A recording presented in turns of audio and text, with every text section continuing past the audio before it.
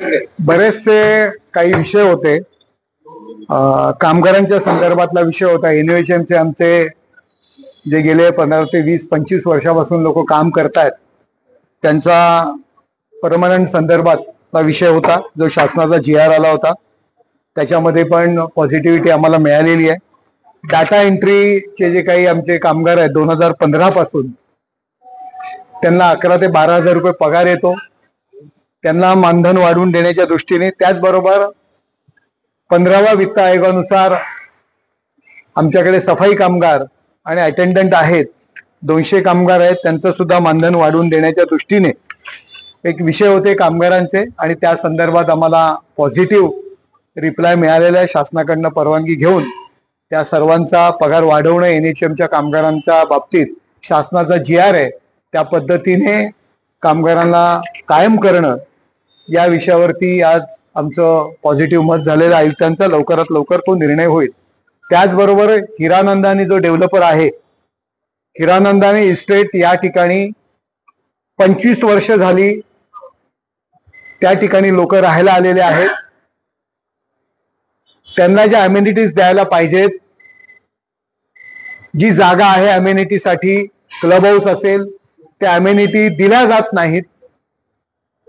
आणखी माझा प्रोजेक्ट पूर्ण झाल्यानंतर जो टाउनशिपचा नियम आहे त्या नियमाचा आधार घेऊन मैदान असेल, रिक्रिएशन सेंटर असेल, त्या कुठल्याही सुविधा हिरानंदानीचा बिल्डर त्यांना देत नाही।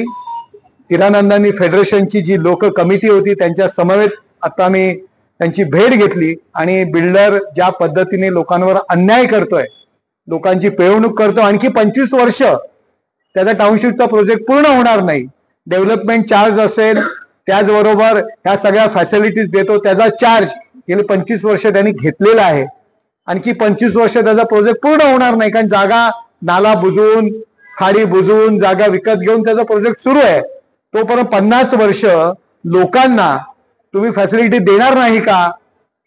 तो त्या कायद्याचा उपयोग करून लोकांना फॅसिलिटी देत नाही, ज्या मैदानावर स्वतः मॅरेथॉन करतो, परंतु त्या हिरानंदानी इस्टेट परिसरातील लोकांना त्या मैदानावर खेळून पण देत नाही। या सगळ्याच्या काही गोष्टी होत्या। गेले 6 महिने आम्ही त्याचा पाठपुरावा करतोय। असीम गुप्ता साहेबांकडे सुद्धा ही तक्रार आम्ही केलेली आहे। त्याचा उपयोग काही गोष्टींकरता जर कायद्याचा आधार घेऊन जर करत असेल तर त्याच्या विरुद्ध सुद्धा आता आम्ही या ठिकाणी तक्रार केलेली आहे। त्याचबरोबर रुस्तमजी याचं जे काही नवीन बांधकाम सुरू आहे, आणि त्यांनी त्याच्यामुळे लोढा या ठिकाणी किमान 15-15, 20-20 फूट पाणी त्या ठिकाणी जमतं, लोकांना त्रास होतो। नाल्याचा जो काही प्रॉब्लेम्स आहे, त्या ठिकाणी एक रस्ता जातोय। ज्या लोढा बिल्डरनी लोकांना बॅडमिंटन कोर्ट DP च्या जागेवरती बॅडमिंटन टेनिस कोर्ट म्हणून बांधलं, आणि आता रस्त्याच्या DP कामानिमित्त ते पूर्ण आता उद्ध्वस्त होत आहे, आणि सोसायटीची जागा सोसायटीला मिळत नाही, सोसायटीचं कंपाऊंडही घालता येत नाही। तो जो काही रस्ता जातोय तर तो रस्त्यासाठी तो रस्ता थोडा शिफ्ट करणं, याकरता आता आम्ही आयुक्तांची भेट घेतली। सर्व त्या ठिकाणचे रहिवासी उपस्थित होते आणि सगळ्याला पॉझिटिव्ह रिप्लाय मिळालेला आहे। या संदर्भात आज आयुक्तांबरोबर आमची बैठक झाली। कशावरती? भ्रष्टाचार, वाहतूक मनसे आणि यांच्या वतीनं नाही, भ्रष्टाचाराच्या विरुद्ध कडक मोर्चा आहे का आजचा? कडक आणि भडक कोण? राजन विचारे। माझ्याकडे आता एक ठराव आहे, नंदलाल समितीच्या अहवालानुसार कारवाई करण्याबाबत ठाणे महानगरपालिकेचे ते आमचे राजेंद्रन साहेब न्यायालयात दोषारोप। मला माहिती आहे सर, 1996 साली धर्मवीर आनंद दिघे साहेबांनी या महानगरपालिकेमध्ये 41% भ्रष्टाचार आहे असा आरोप केला होता।